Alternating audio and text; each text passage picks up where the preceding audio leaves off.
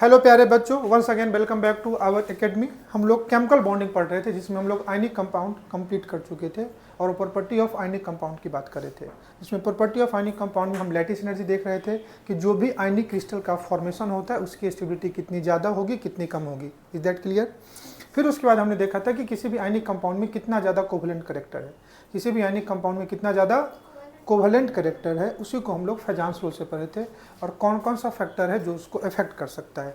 तो किसी भी आयनिक कंपाउंड में कोवलेंट करेक्टर देखना है, मतलब जितना ज़्यादा पोलराइजेशन होगा उतना ज़्यादा कोवलेंट करेक्टर होगा। कब कब ज़्यादा पोलराइजेशन हो सकता है? तो कैटायन और एनायन पे चार्ज ज़्यादा होना चाहिए, कैटायन का साइज छोटा होना चाहिए, एनायन का साइज बड़ा होना चाहिए। क्लियर है? आज उसी पे बेस्ड हम लोग बात करते हैं, हाइड्रेशन एनर्जी की बात करते हैं। आज का क्लास का टॉपिक क्या है? Hydration energy. ये लास्ट पार्ट है आयनिक कंपाउंड के प्रॉपर्टी का। फिर उसके बाद अपने को स्टार्ट करना है कोवलेंट कंपाउंड या कोवलेंट बॉन्डिंग। हाइड्रेशन एनर्जी क्या कहता है कि किसी भी आयनिक क्रिस्टल को, जो भी जितने भी आयनिक कंपाउंड है, वो प्योरली आयनिक नेचर्स के हैं और जब भी ब्रेक होंगे तो वो किसके फॉर्म में टूटते हैं? आयन के फॉर्म में टूटते हैं। एक एग्जांपल से मैं समझाता हूँ। मैं एक एग्जांपल के लिए लेना चाहता हूँ NaCl। ले लिया। ये किस में टूटेगा? Na+ में। और किस में टूटेगा? Cl- में। क्या कुछ गलत कह रहा हूँ? ये हमेशा कैटायन और एनायन के फॉर्म में टूटेगा। लेकिन बात है टूटेगा क्यों? क्योंकि ये दो अपोजिट आयन एक दूसरे को अट्रैक्ट करते हैं तो हमेशा ये दोनों पास रहने की कोशिश करेंगे। लेकिन जब इसको आप किसी सॉल्यूशन में डाल दो, अब किसी सॉल्यूशन में डालो तो सॉल्यूशन का नेचर भी पोलर होना चाहिए, नॉन पोलर होना चाहिए। बोलो है ना? जितने भी सॉल्वेंट होते हैं ना, वो दो टाइप के होते हैं। एक को बोलते हैं पोलर सॉल्वेंट, दूसरे को क्या बोलते हैं? Non polar solvent. जब हम कोवलेंट बॉन्ड पढ़ लेंगे ना, तब पोलर नॉन पोलर और बहुत ज़्यादा अच्छे से समझ में आते हो। लेकिन सिंपल अगर मैं एक अभी के एग्जांपल से समझाऊं, समझो ये HCl है। इतनी बॉन्डिंग आप जानते हो, क्लोरीन ने एक इलेक्ट्रॉन हाइड्रोजन के साथ शेयर पेयर किया होगा। क्या इन दोनों एटम में इलेक्ट्रोनेगेटिविटी का डिफरेंस है? आप कहोगे हाँ सर, इलेक्ट्रोनेगेटिविटी का डिफरेंस है। कौन ज़्यादा इलेक्ट्रोनेगेटिव है? क्लोरीन ज़्यादा इलेक्ट्रोनेगेटिव है। What is electronegativity? Tendency of an element to attract bonded electron pair towards itself. तो क्लोरीन पे कौन सा चार्ज? Del minus. हाइड्रोजन पे कौन सा चार्ज? तो एक पे चार्ज आया डेल प्लस, दूसरे पे चार्ज क्या आया? Del minus. बोलो हाँ या ना? इससे क्या हुआ? इस बॉन्ड में चार्ज सेपरेशन हो गया। इससे क्या हुआ? इस बॉन्ड में सेपरेशन ऑफ क्या हुआ? चार्ज हुआ। और जब भी किसी मॉलिक्यूल में, किसी बॉन्ड में अगर सेपरेशन ऑफ चार्ज आ रहा है तो उसी से उसमें पोलरिटी, सेपरेशन ऑफ चार्ज को क्या बोलते हैं? पोलरिटी। और ये मॉलिक्यूल पोलर हुआ या नॉन पोलर हुआ? पोलर हो गया, क्योंकि यहाँ पे चार्ज सेपरेशन हुआ। तो ये मॉलिक्यूल कैसा हुआ? पोलर। लेकिन अगर यही क्लोरीन एंड हाइड्रोजन होता, या क्लोरीन एंड क्लोरीन, तो क्या यहाँ पे इलेक्ट्रोनेगेटिविटी का डिफरेंस है क्या? नहीं। तो ये मॉलिक्यूल कैसा होता? तो हमेशा पोलर पोलर में डिजॉल्व होगा और नॉन पोलर क्या होगा? नॉन पोलर में डिजॉल्व होगा। पक्की बात। अब जैसे NaCl पोलर है, अब इसको मैं HCl में डालूं तो हो सकता है डिजॉल्व हो जाए, हो सकता है अट्रैक्ट हो, लेकिन H2 के साथ अट्रैक्ट होगा क्या? नहीं। यही एक फंडा है, like dissolve like. That means अगर कोई कंपाउंड पोलर है तो वो पोलर में डिजॉल्व होगा, अगर कोई कंपाउंड नॉन पोलर है तो वो नॉन पोलर में डिजॉल्व होगा। बोलो ना हाँ ना? क्या मेरी बात समझ में आ रही है? कोई दिक्कत नहीं। तो ये पहला क्या है हाइड्रेशन एनर्जी, कि जब किसी कंपाउंड को आप किसी सॉल्वेंट में डालोगे, amount of energy release in the hydration of 1 mole of ionic crystal is known as hydration energy. किसी एक आयनिक कंपाउंड को जब आप कहाँ डालोगे? किसी एक आयनिक कंपाउंड को जब आप किसी सॉल्वेंट में डालोगे और उस सॉल्वेंट में वो पूरी तरह डिजॉल्व हो जाए, तो जब भी वो डिजॉल्व होगा तो क्या होगा? एनर्जी रिलीज होगा, और जितनी अमाउंट ऑफ एनर्जी रिलीज होगी उसी को क्या बोलते हैं? Hydration energy. पक्की बात। अब ध्यान से देखना, पहले मैं इस चीज़ को समझाता हूँ तुम्हें, हाइड्रेशन एनर्जी, तब तुम्हें समझ में आएगा। मान लो ये NaCl है, ये क्या है? Na+, ये क्या है? Cl-। Na+ क्या करेगा? Cl- को क्या करेगा? अट्रैक्ट करेगा। बोलो हाँ ना? और इस अट्रैक्शन से इन दोनों के बीच की जो डिस्टेंस है कम होगा या ज़्यादा होगा? इसकी वजह से इन दोनों के बीच का जो डिस्टेंस है वो कम होगा या ज़्यादा होगा? बोलो ना है ना? कम होगा। बोलो है ना? और इन दोनों के बीच का जो इंटरेक्शन होगा उससे जो एनर्जी रिलीज होगी उसी को अपन क्या बोलते हैं? Lattice energy. क्या कुछ गलत कह रहा हूँ? नहीं। तो इस इंटरेक्शन के वजह से जो अमाउंट ऑफ एनर्जी रिलीज हुई उसको क्या बोलेंगे?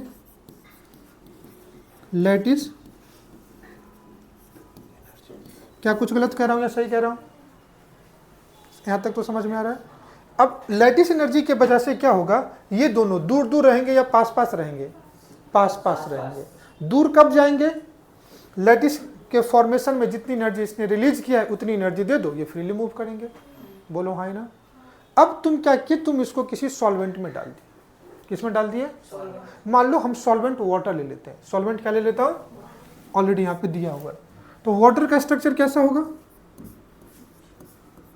अभी हम लोग बेसिक इतना जानते हैं कि एक ऑक्सीजन 2 इलेक्ट्रॉन को शेयर पेयर करेगा और एक हाइड्रोजन एक को करेगा, तो एक ऑक्सीजन को 2 हाइड्रोजन लगेंगे।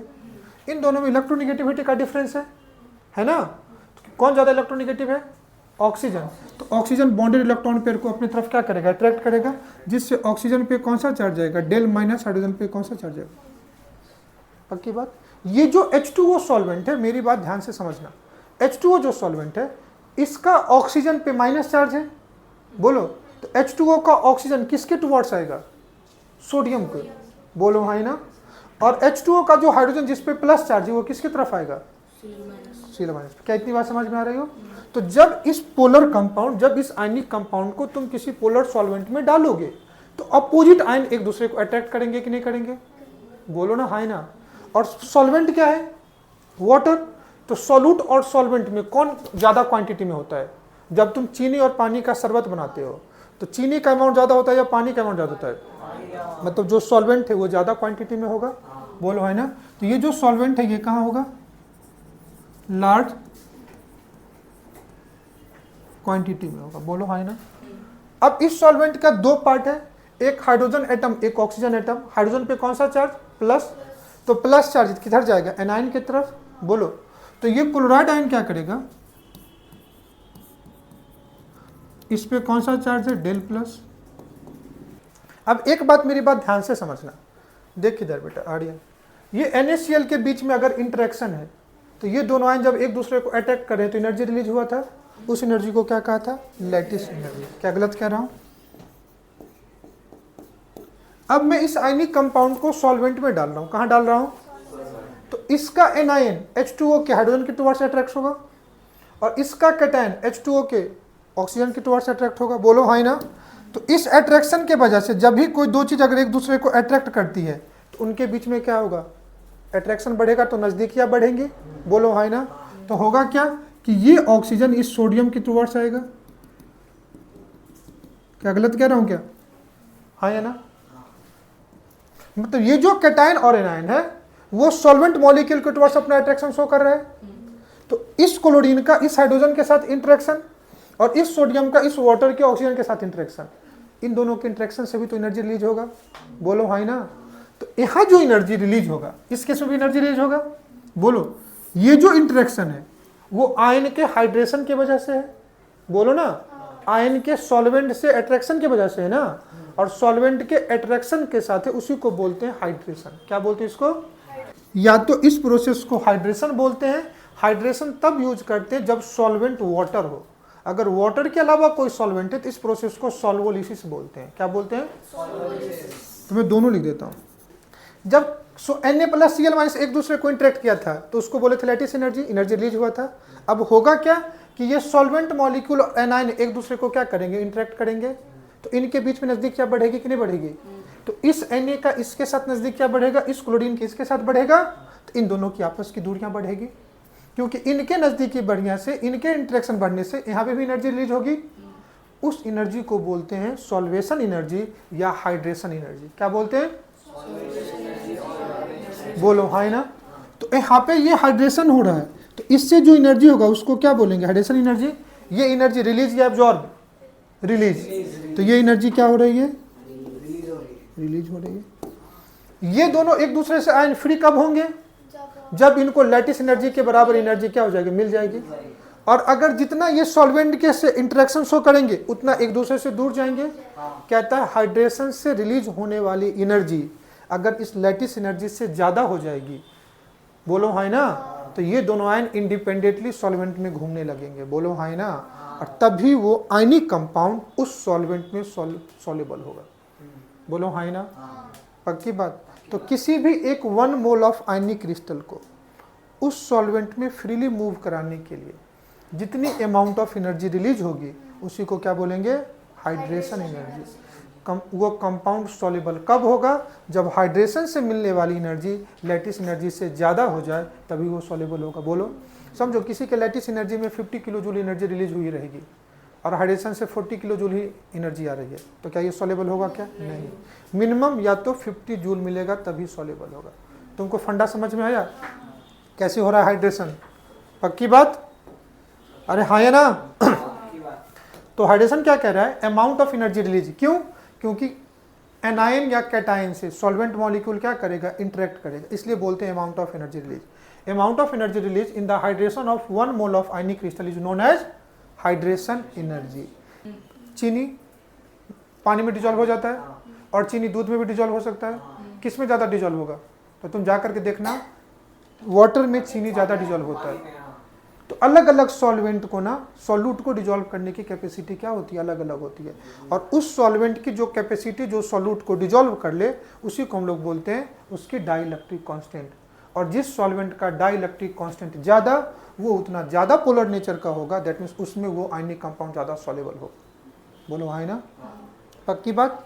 तो कौन सा अच्छा सॉल्वेंट है वो डिपेंड करता है उसका डाइलेक्ट्रिक कांस्टेंट की वैल्यू कितनी है। और सबसे ज़्यादा डाइलेक्ट्रिक कांस्टेंट की बात करोगे तो किसकी है, HFnH2SO4 की। HFn, इन दोनों की क्षमता किसी भी सॉल्वेंट को, किसी भी सॉल्यूट को, नॉट सॉल्वेंट, HFnH2SO4 को किसी भी सॉल्यूट को डिजॉल्व करने की कैपेसिटी बहुत ज़्यादा है। इसके बावजूद भी थर्ड नंबर पे आता है वाटर। क्या आता है? और हम लोग बोलते हैं वाटर इज यूनिवर्सल सॉल्वेंट। क्यों? क्योंकि पता है इन दोनों का एक और नेचर है, ऑक्सीडाइजिंग नेचर। कौन सा नेचर है? और इस ऑक्सीडाइजिंग नेचर की वजह से ये सॉल्वेंट तो करता है लेकिन जिस सॉल्यूट को आप डिजॉल्व करो उसको ऑक्सीडाइज करके कुछ और ही बना देता है। तो in spite of highest dielectric constant HFnH2SO4 will not considered as universal solvent because of their oxidising character. तो थर्ड नंबर पे क्या आता है, वाटर, इसलिए हम लोग वाटर को यूनिवर्सल लेते हैं। पक्की बात? वाटर के नीचे क्या है, D2, जिसको हेवी वाटर बोलते हैं, ड्यूटेरियम है ये। क्या है ये? ड्यूटेरियम। पता है ना, hydrogen, protium and deuterium. H11, H12, H1 क्या बेटा? तो इसको ऑर्डिनरी हाइड्रोजन या प्रोटियम, इसको ड्यूटेरियम, इसको ट्राइटियम बोलते हैं। ये हेवी वाटर। न्यूक्लियर फिजन और न्यूक्लियर फ्यूजन रिएक्शन में इसको हम लोग यूज करते हैं। बोलो समझ में आया? पक्की बात? अरे हाँ या ना? क्या हर बच्चों को समझ में आया? सॉल्युबिलिटी लाइक डिजॉल्व लाइक, तो अगर पोलर है तो पोलर में डिजॉल्व होगा, नॉन पोलर है तो नॉन पोलर में डिजॉल्व होगा। ये फंडा समझ में आया कि आयन और सॉल्वेंट के बीच में जितना ज़्यादा इंटरेक्शन होगा उतना ज़्यादा एनर्जी रिलीज होगी, और आयन और सॉल्वेंट के बीच में इंटरेक्शन से जो एनर्जी रिलीज होगी उसी को क्या बोलेंगे, हाइड्रेशन एनर्जी। और हाइड्रेशन से जो एनर्जी मिलेगी वही लैटिस को टूटने को लगेगा, और हाइड्रोजन से मिलने वाली एनर्जी लैटिस को तोड़ने वाली एनर्जी से ज़्यादा हो जाए तभी वो क्या होगा, सॉल्युबल होगा। तो कह रहा है आयनिक कंपाउंड और soluble in polar solvent like H2O, क्योंकि आयनिक कंपाउंड भी पोलर है तो सॉल्वेंट भी पोलर होना चाहिए। कह रहा है non polar covalent compound are more soluble in non polar. तो अगर जितने भी non polar compound, non polar compound मतलब उनके बीच में सेपरेशन ऑफ चार्ज नहीं होना चाहिए। और आगे पोलर नॉन पोलर के लिए हम लोग अलग से एक कॉन्सेप्ट ही पढ़ते डिटेल्स में, डाइपोल मोमेंट। क्या पढ़ते हैं? तो वहाँ पे देखेंगे। तो अगर पोलर कंपाउंड है तो पोलर में सॉल्युबल होगा, नॉन पोलर है तो नॉन पोलर। और मोस्टली कोवलेंट कंपाउंड भी तुमको नॉन पोलर कंपाउंड मिलेगा, जैसे H2 दे दिया, Cl2 दे दिया, लेकिन HCl क्या है, पोलर है। हाँ ये ना? Non polar covalent compound are more soluble in non polar solvent like benzene, CCl4, ये सब। फिर हमने NaCl और H2O सॉल्वेंट लेकर के तुमको दिखा दिया। दो टाइप की एनर्जी बता दी, एक एनर्जी क्या, हाइड्रेशन एनर्जी, दूसरा एनर्जी क्या बेटा, लैटिस एनर्जी। अगर हाइड्रेशन एनर्जी किससे ज़्यादा हो जाए, लैटिस एनर्जी से, तभी वो कंपाउंड क्या होगा, सॉल्युबल होगा। बोलो हाँ ना? अगर कम है तो सॉल्युबल नहीं होगा। अब एक पॉइंट रुक करके सोच, यही लिखा हुआ है कि अगर हाइड्रेशन से मिलने वाली एनर्जी लैटिस एनर्जी से क्या हो रही है, ज़्यादा हो रही है। हाइड्रेशन से मिलने वाली एनर्जी मतलब इस केस में ये एनर्जी क्या हो रहा है, क्योंकि आयन को तुम फ्रीली मूव कराना चाहते हो, और लैटिस एनर्जी इस केस में क्या हो रहा है, एनर्जी एब्जॉर्ब, क्योंकि तुम लैटिस को तोड़ने जा रहे हो, NaCl को अलग अलग करने जा रहे हो। बोलो, तो ये एनर्जी कौन सी हो गई? जब लैटिस क्रिस्टल का फॉर्मेशन हो रहा था तो लैटिस एनर्जी रिलीज एनर्जी थी। यहाँ पे लैटिस एनर्जी कौन सी एनर्जी के फॉर्म में देख रहे हो, एब्जॉर्ब एनर्जी, क्योंकि NaCl को अब तुम दूर दूर करना जा रहे हो, तभी सॉल्युबल होगा। अगर कम हो गया तो क्या हो गया, इनसॉल्युबल होगा। फिर तुम इसको हीट दे करके तुम काम करोगे। पक्की बात? तीसरी एक और चीज़ आती है, ध्यान से देखना कि आप रुक करके समझ, इस केस में यहाँ पे Na+ और Cl- का हाइड्रेशन कब ज़्यादा होगा? Na+ और Cl- का जो आयन है उसका हाइड्रेशन कब ज़्यादा होगा? कब ज़्यादा नंबर ऑफ सॉल्वेंट से सराउंड होगा? समझना, मैं तुमसे क्या कह रहा हूँ कि किस केस में आयन का हाइड्रेशन ज़्यादा होगा, किस कंडीशन में आयन का हाइड्रेशन ज़्यादा होगा। तो आयन का हाइड्रेशन किस वजह से हो रहा है? इस पे चार्ज की वजह से। तो आयन पे जितना ज़्यादा चार्ज होगा उतना ज़्यादा सॉल्वेंट मॉलिक्यूल को अट्रैक्ट करेगा, और उतना ज़्यादा सॉल्वेंट मॉलिक्यूल उतना क्या करेगा? उसको अप्रोच करेगा। बोलो है ना, तो उतना ज़्यादा एनर्जी रिलीज होगी। दूसरी केस, अगर छोटा आयन है तब ज़्यादा हाइड्रेशन होगा या बड़ा आयन है तब ज़्यादा हाइड्रेशन होगा? खुद सोचो, समझो एक भीड़ है, एक भीड़ है, उसमें छोटे बच्चों को इजीली भीड़ सराउंड कर सकता है या बड़े आदमी को? एक क्राउड में छोटा आदमी जल्दी गुम हो सकता है या एक बड़ा आदमी जल्दी गुम हो सकता है? छोटा आदमी चारों तरफ से घिरेगा। बोलो भाई ना, और यहाँ पे आयन सॉल्वेंट से घिर ही तो रहा है ना। तो किस आयन का ज्यादा हाइड्रेशन होगा, छोटे आयन या बड़े आयन का? तो आयन का साइज छोटा होना चाहिए और दूसरा आयन पे चार्ज ज्यादा होना चाहिए। क्या मेरी बात समझ में आया? तो मैं तुमसे पूछूं, हाइड्रेशन, हाइड्रेशन कब यूज करेंगे? जब वाटर सॉल्वेंट है। हाइड्रेशन कब यूज करते हैं? जब H2O तुम्हारा सॉल्वेंट है। और कोई अदर सॉल्वेंट है तो क्या यूज करते हैं? सॉल्वेशन।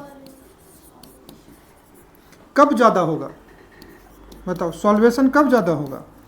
तुम क्या कहोगे? जब आयन पे चार्ज ज्यादा होगा और साइज छोटा होगा। तो चार्ज क्या होना चाहिए?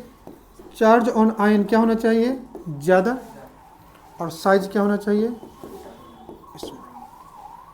Smaller the size of ion, more will be it's solvation या हाइड्रेशन, और more will the charge on ion, more will be it's solvation. बोलो है ना। चलो, तो यही लिखा भी हुआ है कि हाइड्रेशन एनर्जी कब ज्यादा होगा?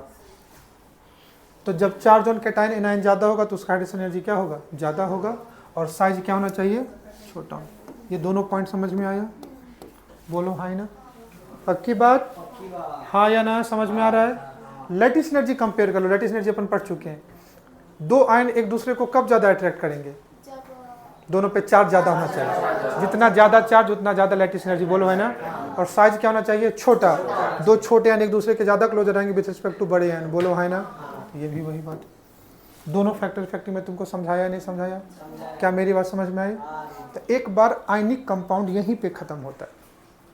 आयनिक कंपाउंड, तो केमिकल बॉन्डिंग में पहला टाइप ऑफ बॉन्ड हम पढ़ चुके हैं। क्या बेटा?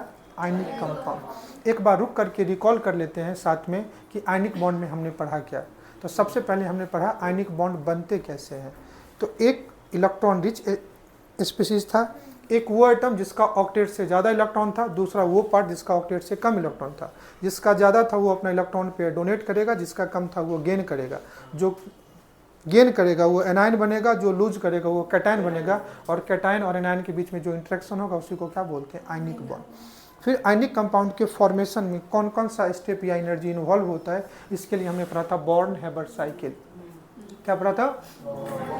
मेटल से मेटल का कैटायन बनाना है, नॉन मेटल से नॉन मेटल का एनायन बनाना है। मेटल से उसका कैटायन बनाने के लिए पहला सब्लिमेशन एनर्जी, फिर आयनाइजेशन एनर्जी।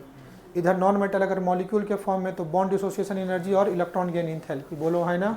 अब दोनों आयन एक दूसरे के पास आएंगे तो लैटिस एनर्जी, सारा एनर्जी मिल करके एंथैल्पी ऑफ फॉर्मेशन के क्या होगा? बराबर होगा। क्या इज दैट क्लियर? फिर कहा था किस केस में लैटिस ज़्यादा स्टेबल होगा? तो जितना ज़्यादा आयन छोटा होगा, चार्ज ज़्यादा होगा, अट्रैक्शन ज़्यादा होगा, लैटिस उतना क्या होगा? स्टेबल होगा। मतलब जिसके फॉर्मेशन में जितनी ज़्यादा एनर्जी रिलीज हुई होगी उस केस में वो लैटिस एनर्जी उतना क्या होगा? ज़्यादा होगा। वो आयनिक कंपाउंड उतना ज़्यादा क्या होगा? स्टेबल होगा।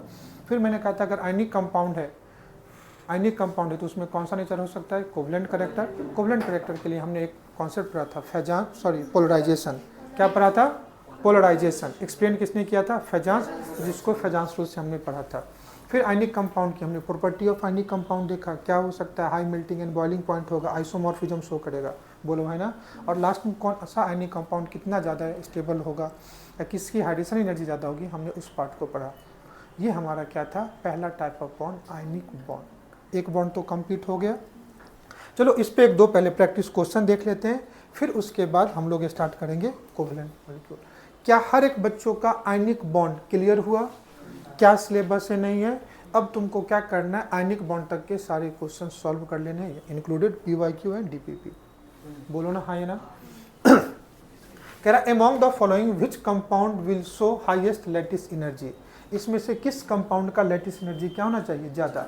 अब लैटिस एनर्जी ज़्यादा होने के लिए दोनों कैटायन और एनायन में इंटरेक्शन ज़्यादा होना चाहिए। इंटरेक्शन ज़्यादा कब होगा बच्चे? तो इंटरेक्शन ज़्यादा हो सकता है जब दोनों पे चार्ज ज़्यादा हो और साइज छोटा हो। चलो 4 ऑप्शन देखते हैं। सारे के सारे फ्लोराइड है, सारे के सारे क्या है? फ्लोराइड। तो सब केस में एनायन तो सेम है।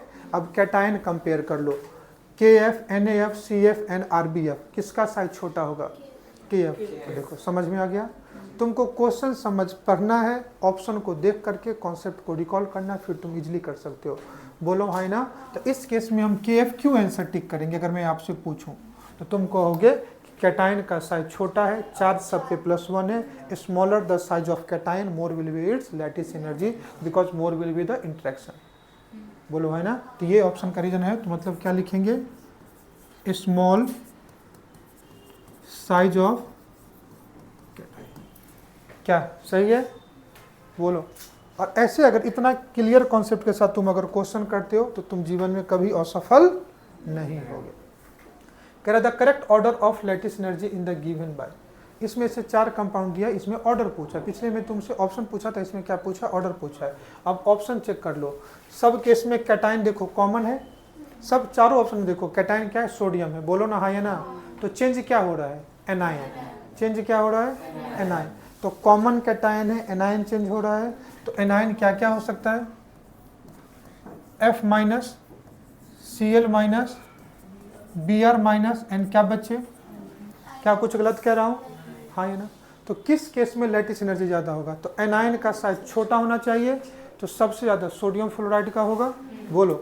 तो यहाँ पे सोडियम, देन क्या बेटा? Sodium chloride, then sodium bromide, then क्या बेटा? तो इधर से इधर जाओगे तो लैटिस एनर्जी क्या होगा? इंक्रीज करेगी। अब ऑप्शन चेक कर लो कौन सा ऑप्शन मैच कर रहा है। Sodium fluoride, sodium chloride, sodium bromide and sodium iodide. अगर इस क्वेश्चन में तुमसे मैं पूछूं, इस क्वेश्चन के लिए एक और क्वेश्चन पूछूं, compare covalent nature. Covalent nature, covalent nature होने के लिए पोलराइजेशन ज़्यादा होना चाहिए, और पोलराइजेशन ज़्यादा होने के लिए एनायन बड़ा होना चाहिए। तो सबसे ज़्यादा कोवेलेंट क्या होगा? Na, और NaF सबसे ज़्यादा क्या होगा? आयनिक होगा। तुमसे पूछो मेल्टिंग एंड बॉइलिंग पॉइंट, तो आयनिक कंपाउंड का melting and boiling point covalent compound से क्या होता है? ज़्यादा। तो भी सोडियम फ्लोराइड का ज़्यादा होगा। कुछ भी पूछ सकता है जो हम पढ़ चुके हैं। बोलो ना हाँ ना। चलो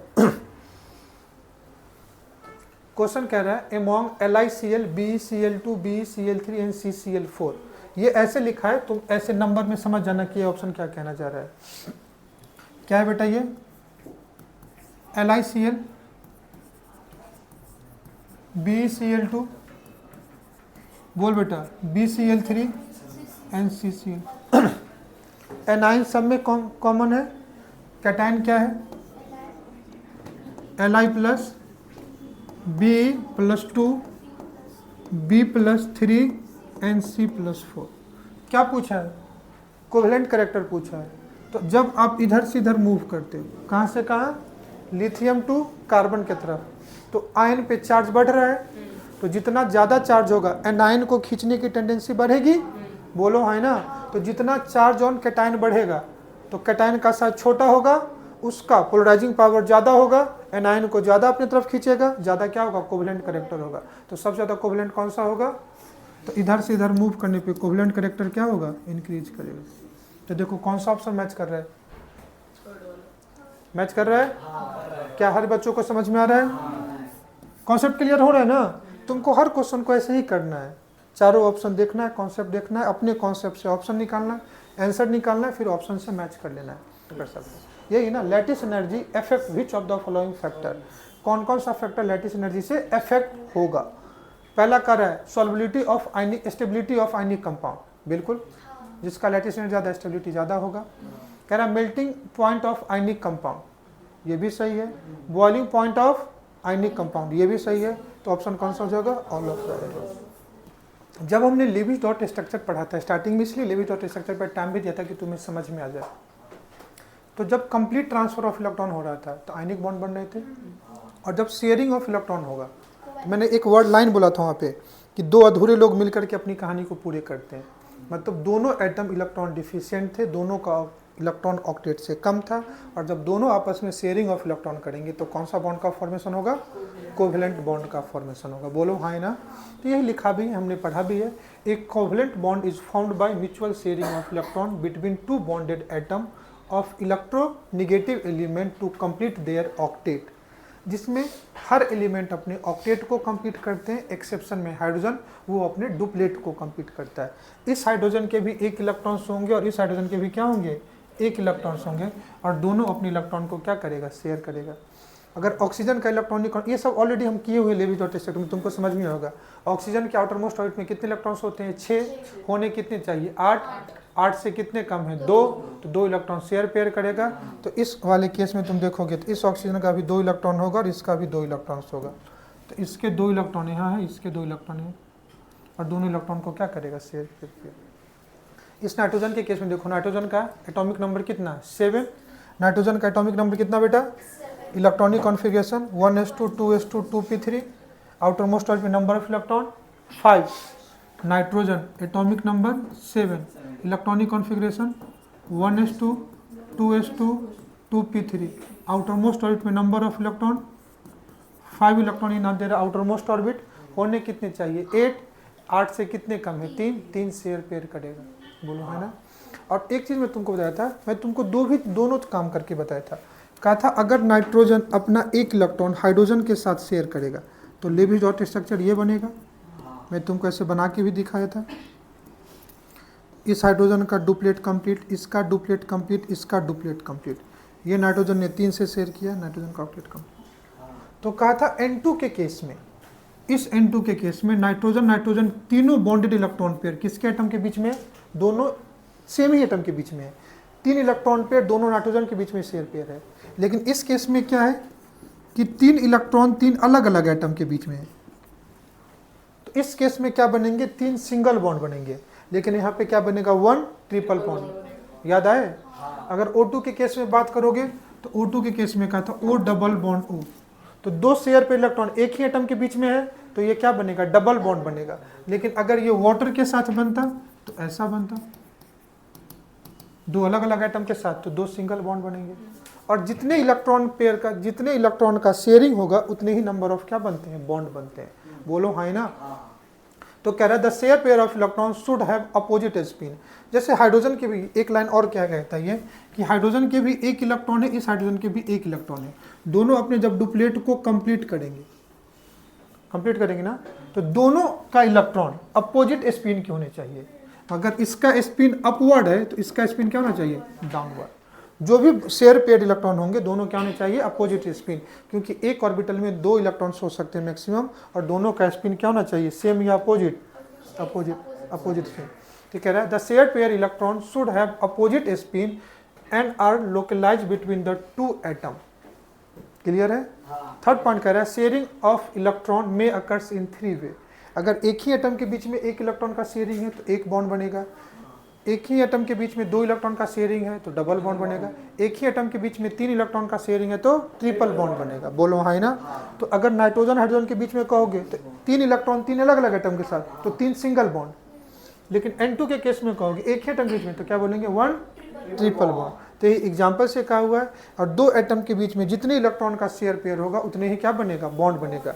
ये हाइड्रोजन कितना शेयर पेयर कर रहा है, एक शेयर पेयर हुआ तो एक बॉन्ड बनेगा, ये लिखा हुआ है।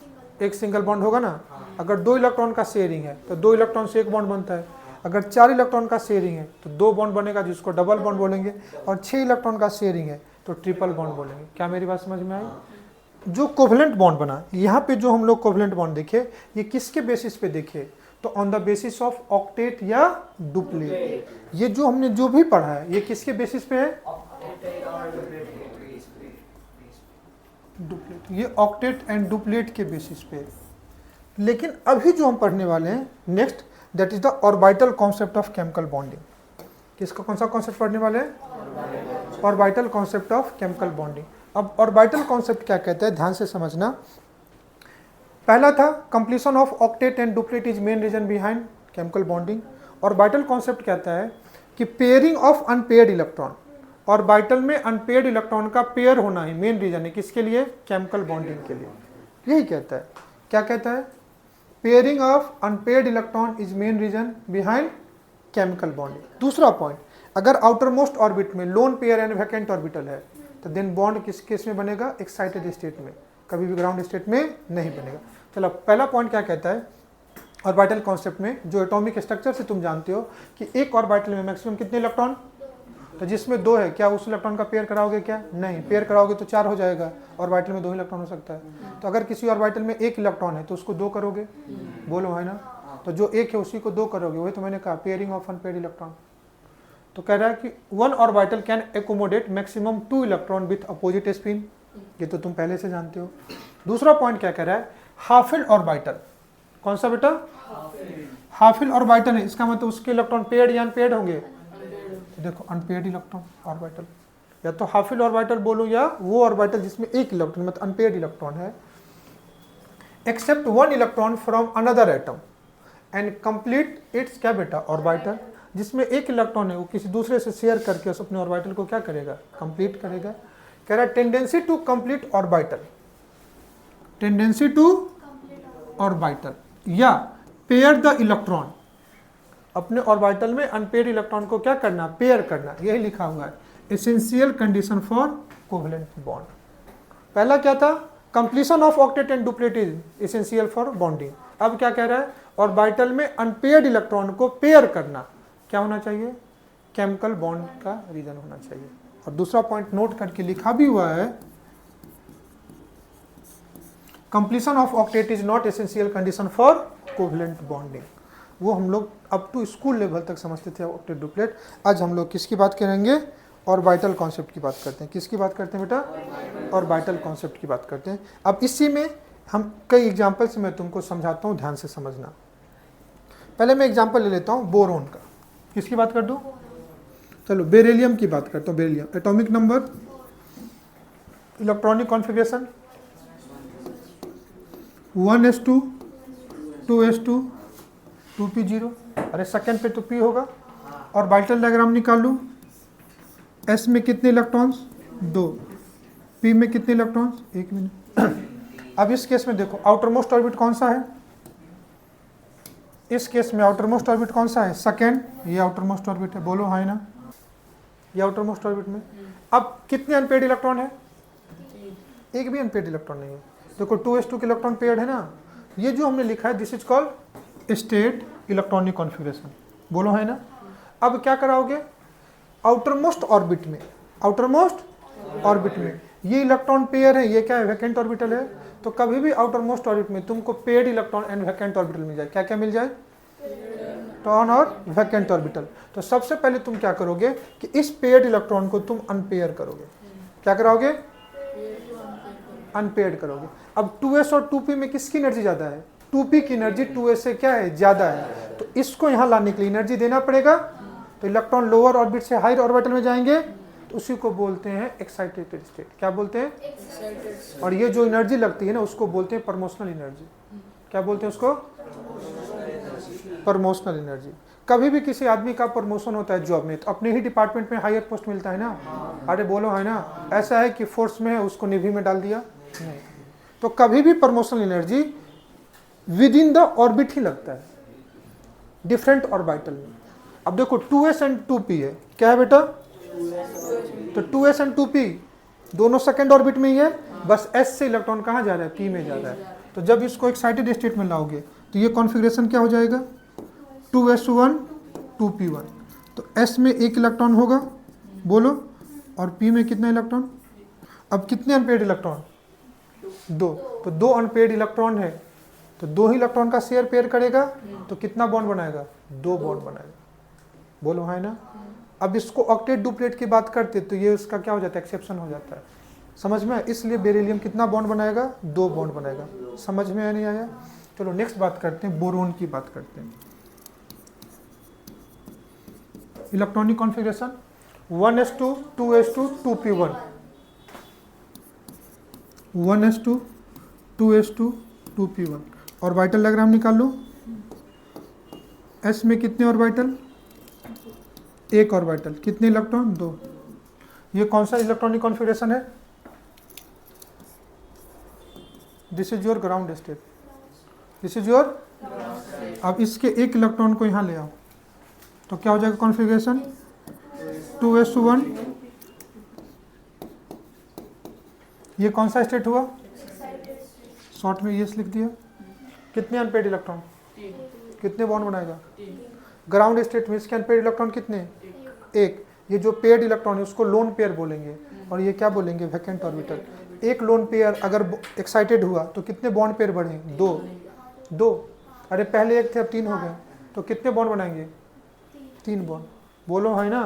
तो नंबर ऑफ अनपेड इलेक्ट्रॉन कितने हैं? नंबर ऑफ अनपेड इलेक्ट्रॉन कितने हैं? 3। और जितने नंबर ऑफ अनपेड इलेक्ट्रॉन होंगे वही उसकी वैलेंसी होगी, वही उसकी क्या कहलाएंगे? कितना होगा वैलेंसी? 3। इस केस में कितने अनपेड इलेक्ट्रॉन? तो इसकी वैलेंसी कितनी होगी? What is valency? Combining capacity of an element. समझ में ऑर्बिटल कॉन्सेप्ट से कैसे बनाते हैं? तो किसी भी एटम का आप इलेक्ट्रॉनिक कॉन्फ़िगरेशन देखो, ऑर्बिटल डायग्राम बना लो, देखो उसमें लोन पेयर वैकेंट ऑर्बिटल है तो आप उसको करके देख लो। क्या मेरी बात समझ में आई? हाँ या ना? अब आ जाओ आगे का थ्योरी क्या कहता है। एक वर्ड आ गया कोवैलेंसी। क्या आ गया? कोवैलेंसी। अगर इस केस में देख, कोवैलेंसी क्या कहता है? It is the number of covalent bond which an atom make in A molecule. कोई भी एटम अपने मॉलिक्यूल में कितना कोवैलेंट बॉन्ड बनाता है। It is the number of covalent bond which an atom make in A molecule either in ground state और क्या बेटा? Excited state. उसी को क्या बोलते हैं? कोवैलेंसी। अब मैं तुमको इस केस में लाता हूं। इस केस में बोरोन ग्राउंड स्टेट में कितने अनपेड इलेक्ट्रॉन है? 1। तो कितने बॉन्ड बनाते हैं? 1। एक्साइटेड स्टेट में कितने अनपेड इलेक्ट्रॉन? 3। तो कितने बॉन्ड बनाए? 3। तो बोरोन मैक्सिमम कितना बॉन्ड बना सकता है? 3। तो हर एटम का 2 टर्म्स आएगा, एक को बोलते हैं वैलेंसी, दूसरे को क्या बोलते हैं? कोवैलेंसी। वैलेंसी नॉर्मल कंडीशन में ग्राउंड स्टेट में एलिमेंट जितने बॉन्ड बनाते हैं उसको क्या बोलते हैं? वैलेंसी। और मैक्सिमम एक्साइटेड स्टेट में जितने बना सकते हैं उसको क्या बोलते हैं? कोवैलेंसी। बोलो भाई ना। मान लो ये अपना बच्चा है, इसने कल 15 अगस्त छुट्टी है, समझो ये 12 घंटा पढ़ लेगा, तो ये इसका मैक्सिमम स्टडी आवर हुआ। क्या हर रोज 12 घंटा पढ़ेगा क्या? बोलो भाई ना। तो एक दिन जोश में कोई बच्चा अगर 16 घंटा पढ़ लेता है तो उसकी क्या हो गई? कोवैलेंसी हो गई। मैक्सिमम कंबाइनिंग कैपेसिटी को क्या बोलते हैं? कोवैलेंसी। और मैक्सिमम कंबाइनिंग कैपेसिटी कब आएगा? ग्राउंड स्टेट या एक्साइटेड स्टेट? Excited state. बोलो ना हाई ना। क्या ग्राउंड स्टेट में आएगा? ग्राउंड स्टेट में वैलेंसी नॉर्मल वैलेंसी ही होगी। हाँ या ना? चलो एक बार पढ़ लेते हैं क्या कहता है। It is the number of covalent bond which an atom make in A molecule either in ground state और क्या बेटा? एक्साइटेड स्टेट में, वो उसकी क्या कहलाएगी? कोवैलेंसी। दूसरा कहता है वेरिएबल वैलेंसी इन कोवैलेंट बॉन्ड। क्या कह रहा है? वेरिएबल वैलेंसी इन। पहले अभी मैं इसको समझाता हूं, उसके बाद तुम देखना वेरिएबल वैलेंसी का कॉन्सेप्ट क्या कहता है। कोवैलेंसी। अब कहता है वेरिएबल वैलेंसी इन कोवैलेंट बॉन्ड, मतलब एक एटम एक से ज्यादा वैलेंसी शो कर सकता है। चलो उसी के एग्जाम्पल को हम लोग देखते हैं। मैं पहले एग्जाम्पल कराता हूं, ध्यान से देखना। पहला सबसे बड़ा एग्जाम्पल ले लेते हैं, कार्बन की बात करते हैं। किसकी बात कर लो? Atomic number, electronic configuration 1s2 2s2। Outer most orbit कौन सा है? सेकेंड। कभी भी आउटर मोस्ट ऑर्बिट पूछो तो इतना टाइम नहीं लगना चाहिए। 2s एंड 2p दोनों आउटर मोस्ट ऑर्बिट का पार्ट है। केमिकल बॉन्डिंग में हमेशा कौन सा ऑर्बिट पार्टिसिपेट लेगा? Outer most orbit. बोलो भाई ना। तो s में कितने इलेक्ट्रॉन्स? और ये तुम्हारा क्या है? p में कितनी ऑर्बिटल? ये तुम्हारा ग्राउंड स्टेट कॉन्फ़िगरेशन है। कोई दिक्कत? अब ग्राउंड स्टेट कॉन्फ़िगरेशन में तो पहचान ले, ये क्या है? 2 पेयर्ड इलेक्ट्रॉन। मैं लिख देता हूं, ये क्या है बेटा तुम्हारा? Paired electron. और ऑलरेडी आर्यन पेयर बोल रहा हूं ना, तो पेयर 2 को ही बोलते हैं। क्या बोलते हैं? 2 को ही पेयर। तुम दुकान में जाके बोलो कि एक पेयर शूज दो, एक शूज दो, तो एक ही 2 देगा ना, उसको पता है शूज पेयर में ही आता है। बोलो ना, है ना? तो इसको क्या पेयर्ड इलेक्ट्रॉन बोलो ना। पेयर इलेक्ट्रॉन का मतलब 2 इलेक्ट्रॉन होगा। पेयर मतलब कितना? 2 इलेक्ट्रॉन। ये दोनों जो है, ये दोनों कौन से इलेक्ट्रॉन है? Unpaired electron. बोलो भाई ना। और ये जो है ये क्या है? वैकेंट। ये समझना बहुत जरूरी है केमिकल बॉन्डिंग का ये पार्ट कि कहाँ कितने बॉन्ड पेयर, कहाँ कितने लोन पेयर और कहाँ कितने वैकेंट ऑर्बिटल। जो पेयर्ड इलेक्ट्रॉन्स है ना, तो पेयर मतलब 2 इलेक्ट्रॉन होंगे, तो उसको अपन बोलते हैं लोन पेयर। उसको अपन क्या बोलेंगे? जो अनपेयर्ड इलेक्ट्रॉन है तो इसको अपन क्या बोलते हैं? बोलो क्या बोलते हैं? Bond pair. और वैकेंट ऑर्बिटल मतलब खाली ऑर्बिटल है जिसमें इलेक्ट्रॉन ले सकता है। तो ग्राउंड स्टेट में कार्बन के पास कितने लोन पेयर? यहां लिखता हूं, ग्राउंड स्टेट में कार्बन के पास कितने लोन पेयर? 1। बॉन्ड पेयर कितने? 2। बोलो है ना? क्या इसमें ऑर्बिटल कॉन्सेप्ट का वो रूल लगेगा क्या? एक्साइटेड स्टेट में इलेक्ट्रॉन जाएगा क्या? हाँ जाएगा, क्योंकि आउटर मोस्ट ऑर्बिट में क्या है? Loan pair and vacant orbital है, इलेक्ट्रॉन एक्साइटेड स्टेट में जाएगा। बोलो, जब इलेक्ट्रॉन एक्साइटेड स्टेट में जाएगा तो क्या होगा? ये इलेक्ट्रॉन यहां जाएगा। एक्साइटेड स्टेट में इलेक्ट्रॉन कब कब जा सकता है? जब सेम ही ऑर्बिट में हो। जब क्या हो बेटा? तो सेकंड में ही जा रहा है, 2s से कहां जा रहा है? 2p में। तो इलेक्ट्रॉनिक कॉन्फ़िगरेशन क्या हो जाएगा? 2s1 2p3। क्या इसका ऑर्बिटल डायग्राम बना लूं? s में 1 इलेक्ट्रॉन, इसको क्या बोलेंगे? ग्राउंड स्टेट या एक्साइटेड स्टेट? इसको बोलता हूं एक्साइटेड स्टेट। एक्साइटेड स्टेट में क्या कोई लोन पेयर है? नहीं। तो चारों के चारों इलेक्ट्रॉन क्या अनपेयर्ड है, तो लिख सकता हूं 4 अनपेयर इलेक्ट्रॉन। तो नंबर ऑफ बॉन्ड पेयर कितने हो गए? बताओ, नंबर ऑफ बॉन्ड पेयर कितने हो गए? 4। तो इस केस में कार्बन कितने बॉन्ड बनाएंगे? इस केस में कार्बन कितने बॉन्ड बनाएंगे? 4 बॉन्ड। इस केस में कार्बन कितने बॉन्ड बनाएंगे? 2 बॉन्ड। जब इस केस में बॉन्डिंग होगी कार्बन की तो उसकी वैलेंसी कितनी होगी? 2। इस केस में वैलेंसी कितनी होगी? 4। बोलो हाँ ना? समझ में आया वेरिएबल वैलेंसी क्यों शो किया? वेरिएबल वैलेंसी इसलिए शो किया क्योंकि कभी भी किसी एटम के आउटर मोस्ट ऑर्बिट में अगर loan pair and vacant orbital है, कभी भी किसी एटम के आउटर मोस्ट ऑर्बिट में अगर लोन पेयर और क्या है? वैकेंट ऑर्बिटल है, तो जितना ज़्यादा इलेक्ट्रॉन एक्साइटेड स्टेट में जाएगा उससे उसकी वैलेंसी क्या होगी? बढ़ेगी। तो कार्बन की वैलेंसी कितनी हो सकती है? 2 and 4 दोनों। बोलो है ना? 2 ग्राउंड स्टेट में और 4 एक्साइटेड स्टेट में। 2 ग्राउंड स्टेट में और 4। क्या मेरी बात समझ में आई? चलो दूसरा एग्जाम्पल लेते हैं, ले चेक करते हैं दूसरा एग्जाम्पल। ध्यान नहीं टूटे। ये कौन सा लिया मैंने? 2। तो इस केस में तुमसे अगर मैं पूछूं वैलेंसी ऑफ कार्बन, क्या पूछूं? वैलेंसी ऑफ, तो कितना होगा? 2 भी होगा एंड क्या हो सकता है? 4 हो सकता है। क्या मेरी बात समझ में आ रही है? अब मैं पूछ रहा हूँ nitrogen atomic number 7, electronic configuration बेटा 2p3 होगा। 2p5 कौन बोल रहा है? पागल हो रहे क्या? 2s2 2p3 है ना? 2s2 2p3 यही है ना? अब ध्यान से देख, क्या इसके पास कोई वैकेंट ऑर्बिटल है? तो क्या इसके इलेक्ट्रॉन एक्साइटेड स्टेट में जाएंगे? नहीं जाएंगे। तो क्या यहाँ पे प्रमोशनल रूल लगेगा? क्या ये वेरिएबल वैलेंसी शो करेगा? नहीं कर सकता। तो इस केस में number of lone pair, number of lone pair कितने? 1। और नंबर ऑफ बॉन्ड पेयर कितना बेटा? 3। समझ में आया? क्योंकि जो अनपेयर इलेक्ट्रॉन है वही क्या है? Bond pair. और जो पेयर इलेक्ट्रॉन है वही क्या होगा? क्या मेरी बात समझ में आई? चलो एक और एग्जांपल मैं तुमसे लेता हूं, नेक्स्ट पेज पे लेता हूं। ये एग्जांपल लेता हूं मैं फॉस्फोरस की बात करता हूं। किसकी बात करता हूं? अब मैं बात करता हूं तुमसे कोई भी, अभी जो मैंने बात की ध्यान से देखना, अभी मैंने बात किसकी की? नाइट्रोजन की। अगर मैं ऑक्सीजन की एक बात कर लेता हूँ example, oxygen atomic number 8, electronic configuration 1s2 2s2 2p4। क्या ऑक्सीजन सेकेंड पीरियड एलिमेंट है? तो इसमें 2 ही ऑर्बिटल होगा, ऑर्बिट 2 ही होगा, s और p। क्या यहाँ पे d होगा? क्या नहीं, यही 2 ऑर्बिटल होगा जो आउटर मोस्ट ऑर्बिट के है। क्या ऑर्बिटल डायग्राम बना लो? तो s में कितने इलेक्ट्रॉन्स? p में कितने इलेक्ट्रॉन्स? देखना 1 2 3 and 4।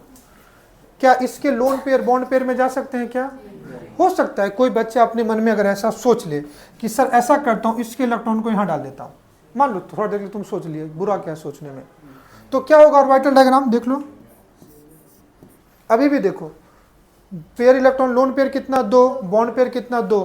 पहले भी देखो लोन पेयर कितना 2, बॉन्ड पेयर कितना 2। क्या बॉन्ड पेयर बढ़ा क्या? जब नंबर ऑफ बॉन्ड ही नहीं बढ़े, बॉन्ड पेयर नहीं बढ़े, तो एनर्जी लगाओगे क्या? नहीं लगाओगे, इसलिए तुम फालतू में एनर्जी खर्च नहीं करोगे। तो जो पेयर्ड इलेक्ट्रॉन्स होंगे, ये दोनों इलेक्ट्रॉन पेयर्ड हैं, इसको क्या बोलेंगे? और ये जो अनपेयर्ड इलेक्ट्रॉन है, इसको क्या बोलोगे? बोलो, है ना। तो नंबर ऑफ लोन पेयर कितने होंगे? 2। नंबर ऑफ बॉन्ड पेयर कितने होंगे? क्या मेरी बात समझ में आई? हाँ है ना। लेकिन अगर नाइट्रोजन के नीचे का एक एलिमेंट लेता हूँ, phosphorus, chemical bonding concept of practice ही है, कोई थ्योरी नहीं है। तुमको प्रैक्टिस एग्जाम्पल करके ही मैं बता सकता हूँ कहाँ होगा कहाँ नहीं होगा। अगर मैं लेता हूँ फॉस्फोरस, एटॉमिक नंबर 15, बोलो है ना। Electronic configuration 1s2 2s2 2p6, नियन 10 हो गया।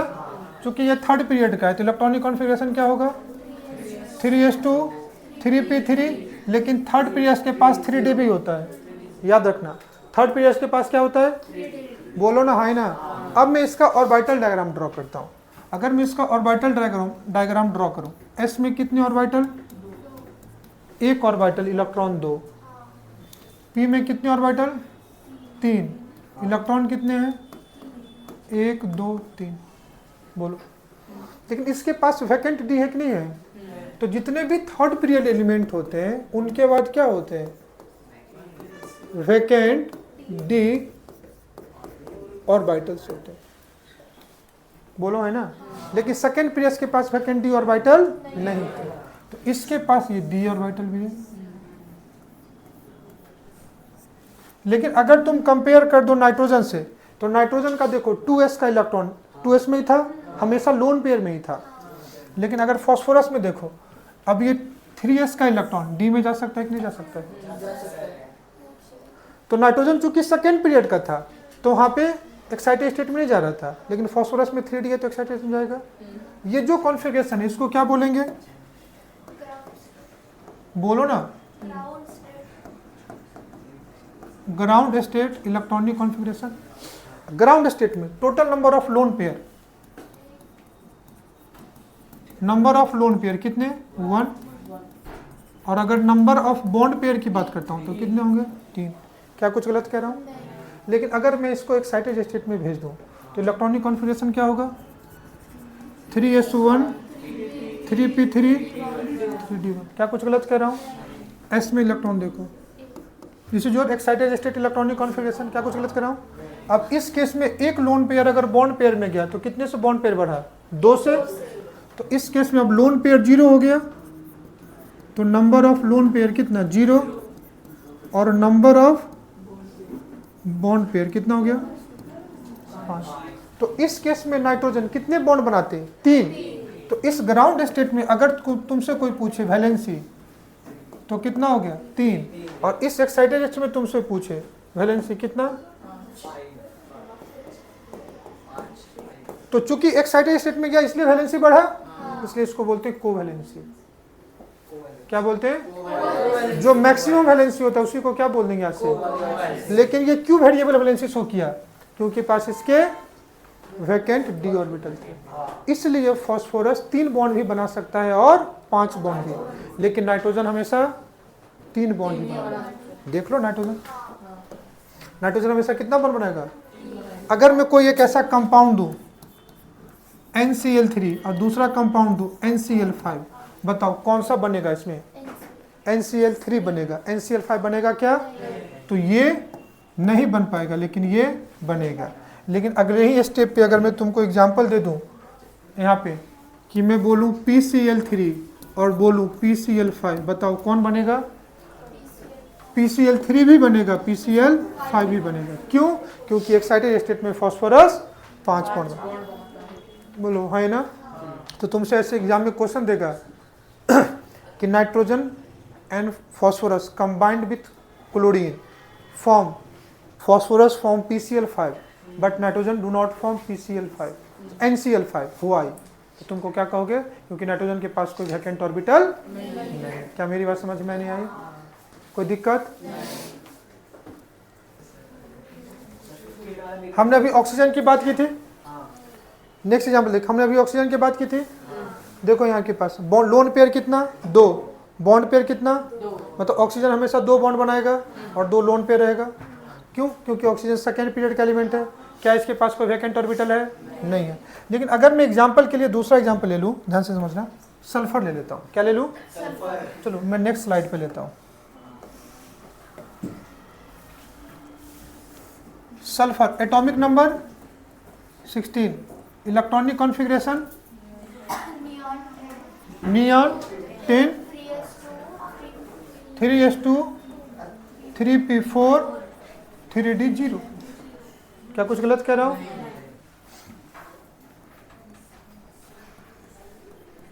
S में कितने इलेक्ट्रॉन, P में कितने इलेक्ट्रॉन, 1 2 3, सही है। क्या इसके पास D खाली है? क्यों D आया इसके पास?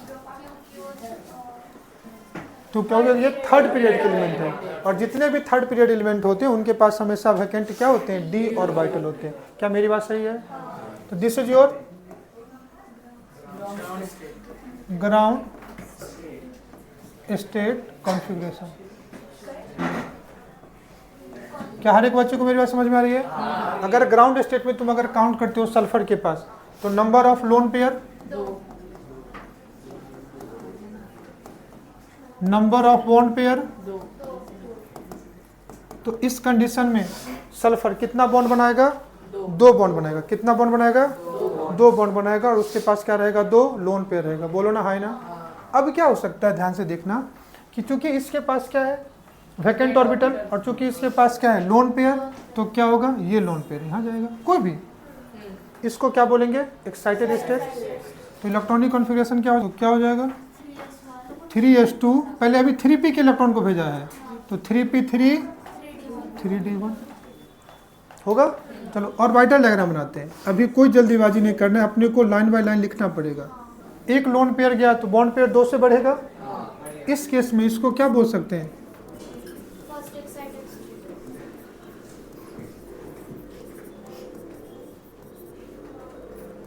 फर्स्ट एक्साइटेड स्टेट बोल सकते हैं। बोलो ना, हाय ना। अब फर्स्ट एक्साइटेड स्टेट की बात करोगे तो इसके पास number of lone pair,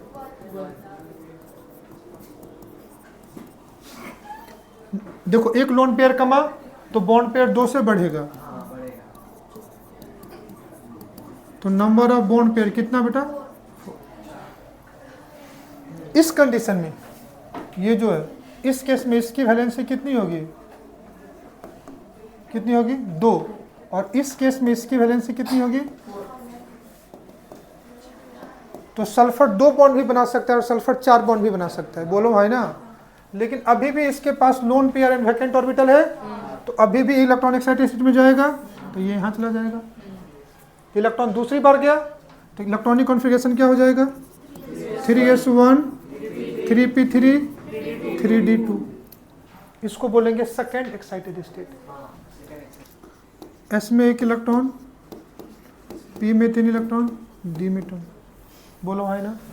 total number of unpaired electron 5। Electron तब तक एक्साइटेड स्टेट में जाता रहेगा जब तक उसके पास वैकेंट ऑर्बिटल या लोन पेयर है। बोलो भाई ना। अब देखो वैकेंट ऑर्बिटल है लेकिन लोन पेयर नहीं है, तो क्या जाएगा एक्साइटेड स्टेट में? नहीं। तो सल्फर टोटल कितने एक्साइटेड स्टेट में जा सकता है? तो बोलेंगे सेकेंड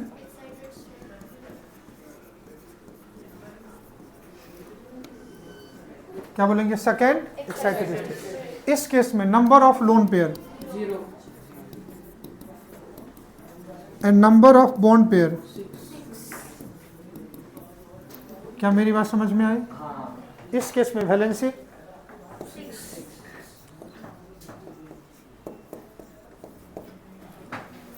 अगर ऑक्टेट की बात करते तो पहला में ऑक्टेट कंप्लीट, बाकी में ऑक्टेट से ज़्यादा इलेक्ट्रॉन हो जा रहा है, इसलिए हमने ऑर्बिटल कॉन्सेप्ट पे आए कि बॉन्ड अनपेयर्ड इलेक्ट्रॉन को पेयर करने के लिए बनता है।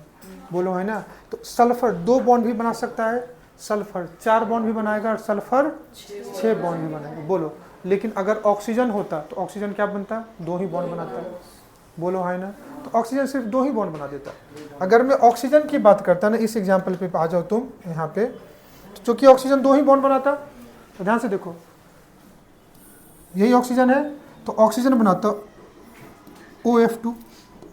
देखो फ्लोरीन एक बॉन्ड बनाता है, ऑक्सीजन 2, बोलो है ना।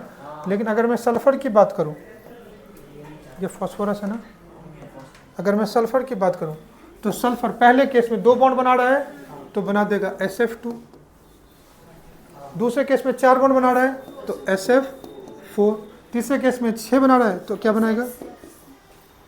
लेकिन अगर मैं ऑक्सीजन से कंपेयर करूं तो ऑक्सीजन क्या बनाएगा, OF2, OF4, OF6। बताओ कौन कौन सा फिजिबल है, सिर्फ ये फिजिबल है, ये बनेगा क्या, नहीं ये बनेगा क्या। अब तुमको समझ में आ गया। तो मैं तुमको आज एक होमवर्क देना चाहता हूँ जो कल की क्लास में मैं करूँगा, तुम्हें भी करके आना है। होमवर्क क्या है कि तुमको फ्लोरीन एंड क्लोरीन का कंपेयर करना है। किसका किसका, ये एग्जाम्पल मैं आपको होमवर्क देता हूँ, होम असाइनमेंट देता हूँ। फ्लोरीन 9, लेकिन ये किस पीरियड का एलिमेंट है, लेकिन अगर क्लोरीन 17 की बात करोगे तो ये किस पीरियड का है। तो क्लोरीन में आपको 3 एक्साइटेड तक जाओगे। फ्लोरीन कितने बॉन्ड बनाएंगे, 1, क्योंकि इलेक्ट्रॉनिक कॉन्फ़िगरेशन इसका क्या हो जाएगा 2s2 2p5, तो एक ही अनपेयर्ड इलेक्ट्रॉन। बोलो तो इस केस में इसकी वैलेंसी कितनी होगी 1। लेकिन क्लोरीन की केस में अगर वैलेंसी की बात करोगे तो ये 1 होगा कब, ग्राउंड स्टेट में, 3 होगा कब, फर्स्ट एक्साइटेड स्टेट में, 5 होगा कब। फ्लोरीन के पास 3 लोन पेयर है और 1 बॉन्ड पेयर, तो 3 लोन पेयर 3 बार एक्साइटेशन रहेगा। क्लोरीन के पास भी 3 लोन पेयर 1 बॉन्ड पेयर, और 7 कब होगा। ऐसे मैं आपको थोड़ा नॉलेज दे भी दूँ तो भी आप करोगे। अगर क्लोरीन की बात करोगे तो इसके पास ग्राउंड स्टेट में नंबर ऑफ लोन पेयर कितने होंगे 3, और नंबर ऑफ बॉन्ड पेयर कितने होंगे 1। ऐसा ताकि तुम जब घर पे करोगे तो मैच करोगे। अब देखो ग्राउंड स्टेट में 3 लोन पेयर, तो 1 लोन पेयर खुलेगा तो 2 बॉन्ड पेयर बढ़ेगा, तो देखो बॉन्ड पेयर 3 हो गया। दूसरा लोन पेयर खुलेगा तो फिर से बॉन्ड पेयर 2 से बढ़ेगा तो 5 हो गया। तीसरा ओपन होगा तो कितना होगा 7। तो ये चीज़ तुमको पहले, आज हमने क्या स्टार्ट किया, कोवलेंट बॉन्ड। कोवलेंट बॉन्ड बनते कैसे हैं, पहले ऑक्टेट डुप्लेट से देखा, फिर आज हमने ऑर्बिटल कॉन्सेप्ट पे देखा। जब ऑर्बिटल कॉन्सेप्ट में हमने देखा तो हमने वैलेंसी और कोवैलेंसी की बात की। फिर देखा कि एलिमेंट वेरिएबल वैलेंसी भी शो कर सकता है। क्या शो कर सकता है, क्यों शो कर रहा है, क्योंकि उसके पास लोन पेयर और क्या है, वैकेंट ऑर्बिटल है। और कभी भी किसी एटम के पास lone pair and vacant orbital है तो बॉन्ड एक्साइटेड स्टेट में बनेगा तो वैलेंसी उसकी बढ़ती जाएगी। हमने ये देखा। फिर उसी के बेसिस पे कल देखेंगे कि अगर वेरिएबल वैलेंसी है तो कब कौन सा मॉलिक्यूल एग्जिस्ट करेगा और कब कौन सा मॉलिक्यूल एग्जिस्ट नहीं करेगा। बोलो है ना। तो कल के क्लास में हम लोग इसी को कंप्लीट करेंगे, ऑर्बिटल कॉन्सेप्ट को। फिर क्या, अब इसका भी कुछ ना कुछ ड्रॉबैक होगा, इसका भी कुछ ना कुछ क्या होगा। तो फिर नेक्स्ट थ्योरी आएगा जिसको हम लोग बोलते हैं VBT, वैलेंस बॉन्ड थ्योरी। फिर VBT का भी कुछ ना कुछ ड्रॉबैक होगा, तो फिर उसको खत्म करने के लिए हम लोग पढ़ेंगे हाइब्रिडाइजेशन थ्योरी। क्या पढ़ेंगे, हाइब्रिडाइजेशन थ्योरी। फिर उसका भी कुछ ना कुछ ड्रॉबैक होगा, तो फिर उसको ओवरकम करने के लिए हम लोग पढ़ेंगे valence shell electron pair repulsion theory. Valence shell electron pair, जिसको वेस्पर थ्योरी बोलते हैं, उसका भी कुछ ना कुछ ड्रॉबैक होगा, तो फिर उसी को ओवरकम करने के लिए हम लोग पढ़ते हैं मॉलिक्यूलर ऑर्बिटल थ्योरी, MOT।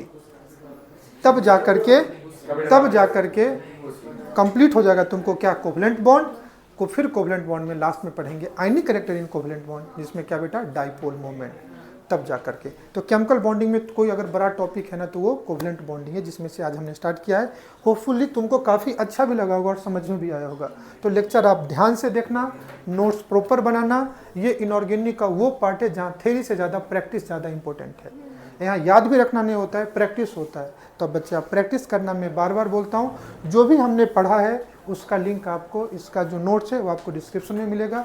आप लिंक डाउनलोड कर ले नोट्स और वहाँ पे कंप्लीट करें। इतने देर तक साथ में बने रहने के लिए दिल से बहुत बहुत धन्यवाद। Thank you all of you.